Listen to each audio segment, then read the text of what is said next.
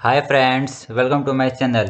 In this video, you will gain much more knowledge about thermodynamics. Start करते हैं हम state से। State क्या है?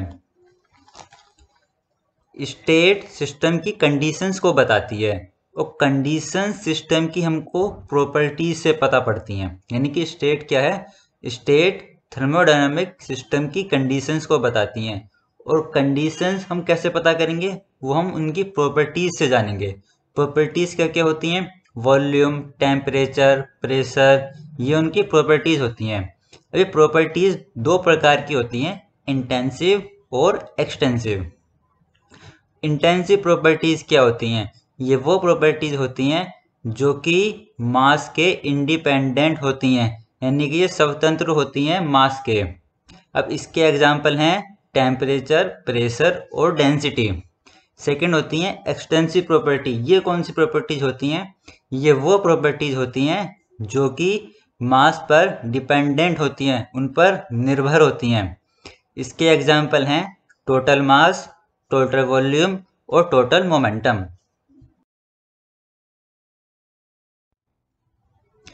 तो अब हम बात करेंगे प्रोसेस की। प्रोसेस क्या होता है? साइकिल। प्रोसेस और साइकिल में क्या डिफरेंस है? रिवर्सिबिलिटी क्या है? नॉन रिवर्सिबिलिटी क्या है? और क्वांटिस्टेटिक प्रोसेस क्या होता है? इनके लिए आगे की वीडियो देखिए। हेलो फ्रेंड्स, तो हम बात करते हैं प्रोसेस की। प्रोसेस क्या है? प्रोसेस को हम इस पीवी डायग्राम के थ्रू समझते हैं। अब इसके अंदर कोई भी हमने एक इनिशियल पॉइंट लिया ए पॉइंट और एक कोई फाइनल पॉइंट लिया बी पॉइंट। अब कोई भी सिस्टम जब एक स्टेज से दूसरे स्टेट पर जाता है और कुछ ना कुछ उसकी प्रॉपर्टीज में चेंज होता है।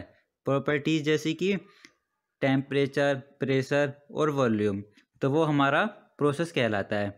यानी कि एक इनिशियल पोजीशन हो और एक फाइनल पोजीशन हो और कुछ ना कुछ उसकी प्रॉपर्टीज़ में चेंजेस हुआ हो, वो हमारा प्रोसेस कहलाता है। अब ये प्रोसेस कई प्रकार के हो सकते हैं, जैसे कि isothermal process, adiabatic process, isochoric process, isobaric process या रिवर्सिबल प्रोसेस। तो ये हमारा प्रोसेस है। नेक्स्ट हम बात करेंगे साइकिल की। साइकिल क्या है? आई होप आपको प्रोसेस समझ में आ गया होगा। अब साइकिल क्या है? साइकिल को भी हम पीवी डायग्राम के थ्रू समझते हैं। प्रेशर और वॉल्यूम के बीच में, जैसे कि प्रोसेस में इनिशियल स्टेट थी और फाइनल स्टेट है। साइकिल में जो इनिशियल स्टेट होगी वही हमारी फाइनल स्टेट होगी। मतलब कि ये पॉइंट ए था, ये पॉइंट बी था। स्टेट में कुछ चेंजेस हुए, प्रॉपर्टीज में चेंजेस हुए, तो ये ए से लेके बी तक ऐसा कर्व बना। लेकिन ये क्या है? साइकिल है। यानी कि ए से लेके बी हुआ और बी से लेके भी ए होगा। यानी कि अगर इनिशियल पॉइंट ही हमारा एंड में फाइनल पॉइंट बनता है तो वो हमारा साइकिल कहलाता है। इनिशियल पॉइंट ही अगर फाइनल पॉइंट बनता है तो वो हमारा साइकिल होता है। अब साइकिल के एग्जांपल क्या हो सकते हैं? इसके एग्जांपल हैं हमारे ऑटो साइकिल, डीजल साइकिल या ब्राइटॉन साइकिल और भी बहुत इसके एग्जांपल्स हैं। आई होप प्रोसेस और साइकिल के बीच में आप डिफरेंस समझ चुके होंगे ये क्या है। अब बात करते हैं एक रिवर्सिबिलिटी। ये क्या होता है? रिवर्सिबिलिटी, इसको भी हम पीवी डायग्राम के थ्रू समझते हैं। प्रेशर और वॉल्यूम के बीच में कोई भी एक प्रोसेस हुआ, यानी प्रोसेस यानी कि ए पॉइंट है और बी पॉइंट है, इसके बीच में कुछ ना कुछ हुआ, यानी कि स्टेट में चेंजेस हुए, ये हमारा प्रोसेस हो गया। अब रिवर्सिबिलिटी का मतलब है कि ये अपने ओरिजिनल पाथ पर फिर से आ जाए। तो रिवर्सिबिलिटी में कुछ भी चेंजेस हमारा नहीं होता है। जैसे कि बोलते हैं ना, किसी गोले का कोई साइड इफेक्ट तो नहीं है, ऐसी इसका भी कोई अदर इफेक्ट नहीं होता। अगर ये ए से लेके बी पे ये गया है तो ये बी से लेके ए पर वापस आ जाता है विदाउट एनी अदर इफेक्ट। कोई भी अदर एक्स्ट्रा अदर कोई इफेक्ट लीव नहीं करता। एक सिस्टम से बी सिस्टम पर गया, रिवर्स बी सिस्टम से ए सिस्टम पर आएगा विदाउट एनी इफेक्ट, कोई भी इफेक्ट नहीं करेगा, तो ही हमारा रिवर्सिबिलिटी कहलाएगा। और अगर हम इरिवर्सिबिलिटी की बात करें तो उसमें ए से लेके बी तक जाता है लेकिन रिवर्स होकर नहीं आता, या कुछ ना कुछ उसके अंदर चेंजेस हो जाते हैं जब वो वापस आता है, सिस्टम में कुछ ना कुछ चेंजेस की प्रॉपर्टी में हो जाते हैं, तो वो हमारा रिवर्सिबिलिटी नहीं कहलाता। जितने भी अधिकतर नेचुरल प्रोसेस होते हैं वो सारे के सारे इरिवर्सिबल प्रोसेस होते हैं। अब नेक्स्ट टॉपिक पे चलते हैं, क्वासी स्टैटिक प्रोसेस, ये क्या होता है? क्वासी स्टैटिक प्रोसेस ये क्या होता है? ये वो प्रोसेस होता है जिसके अंदर हर एक स्टेप पे थर्मोडायनामिक इक्विलिब्रियम होता है। अगर पीवी डायग्राम के बारे में बात करें,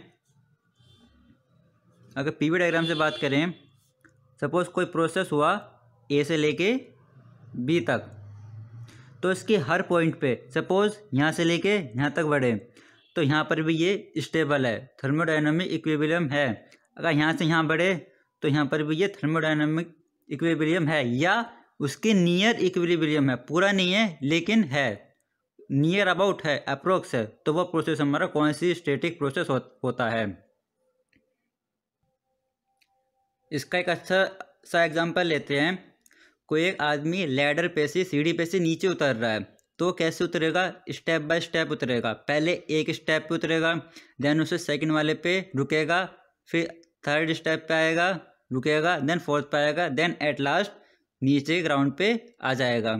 तो ये हमारा क्या होगा? क्वासी स्टैटिक प्रोसेस होगा। लेकिन अगर वो ऊपर से ही नीचे कूद जाएगा तो वो हमारा क्वासी स्टैटिक प्रोसेस नहीं होगा।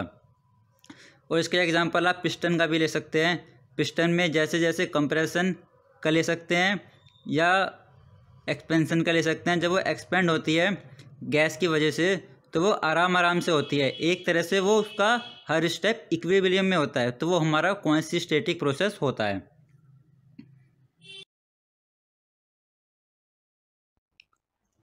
तो हमने वीडियो में बात करी थी इरिवर्सिबिलिटी की। इरिवर्सिबिलिटी के कारण क्या हैं कि क्यों हुए, जो प्रोसेस है वो रिवर्सिबल क्यों नहीं हुआ? तो इसका पहला कारण हो सकता है फ्रिक्शन। फ्रिक्शन की वजह से प्रोसेस हमारा, साइकिल हमारी कंप्लीट नहीं हो पाई। सेकंड हो सकता है फ्री एक्सपेंशन, उसके अंदर कुछ ना कुछ एक्सपेंशन हो गया हो, एयर का कुछ ना कुछ एक्सपेंशन, किसी भी चीज़ का, एयर का या फ्लूइड का एक्सपेंशन हो गया हो, वो भी एक कारण हो सकता है। Third one is heat transfer through a finite temperature difference, यानी कि टेम्परेचर का कुछ ना कुछ डिफरेंस हो गया हो, या तो हीट उसके अंदर चली गई हो सिस्टम के अंदर, या हीट सिस्टम से रिजेक्ट हो गई हो, यानी कि टेम्परेचर में कुछ ना कुछ डिफरेंस आ गया हो, ये भी एक कारण हो सकता है। And the fourth one is non equilibrium during the process, जो इक्विलिब्रियम है वो हमारा नहीं हुआ होगा, कुछ ना कुछ इक्विलिब्रियम उसका डिस्टर्ब हो गया होगा। तो ये चार कारण हो सकते हैं हमारी इरिवर्सिबिलिटी के। So thank you friends. If you like this video, then share it with your friends and subscribe the channel so that you will gain more information about thermodynamics in the upcoming videos. Thank you.